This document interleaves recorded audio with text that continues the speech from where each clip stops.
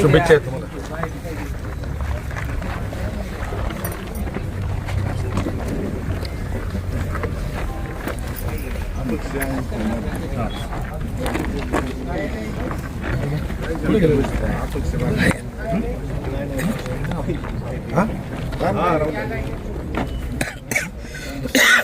विजयराव, तुम्ही मयूर भाऊंना भेटायला आलात, काय तुमच्या भावना, काय पाठिंबा द्यायला आले का पाठिंबा मागायला आले?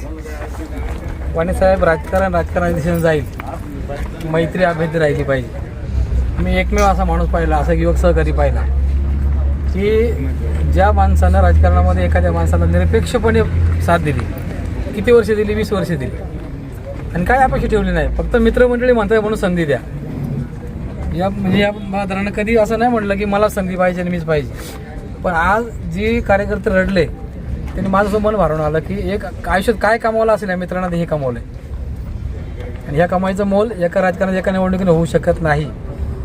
ठीक आहे, मयूर भाऊ शिवसेनेचे एकनिष्ठ आहे, ते शिवसेनेचं काम करतील, त्यांनी करावं, त्यांना शुभेच्छा आहेत. माझं काही म्हणणं नाही. पक्षीय राजकारण, उमेदवाऱ्या हे सगळं होत राहील. पण एखाद्या न्यायाच्या भूमिकेतून जात असताना नेत्यांचा जो कस लागतो, तो कस लागत असताना आज त्यांना मयूर भाऊला थोडंसं मागं पाऊल घ्यावं लागलं.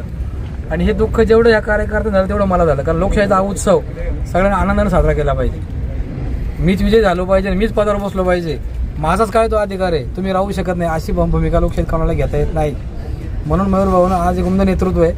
आज त्यांच्या मनामध्ये नक्कीच कुठंतरी शल्याची भावना या सगळ्या माता भगिनी सगळ्या या ठिकाणी आहेत, किंवा हे सगळे मित्रमंडळी या ठिकाणी आहेत.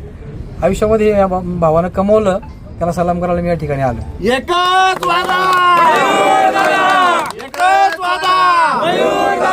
त्यामुळं दोन निर्णय घ्यायचा तो तुम्ही घ्या, पक्ष म्हणून काम करा, मयूर भाऊ मित्र म्हणून तुम्ही. मयूर भाऊ, विजयराव तुम्हाला भेटायला आले, तुमच्या दुःखात सहभागी झालेत, तुम्ही त्यांना शुभेच्छा दिलेल्या आहेत, तुमच्या काय भावना?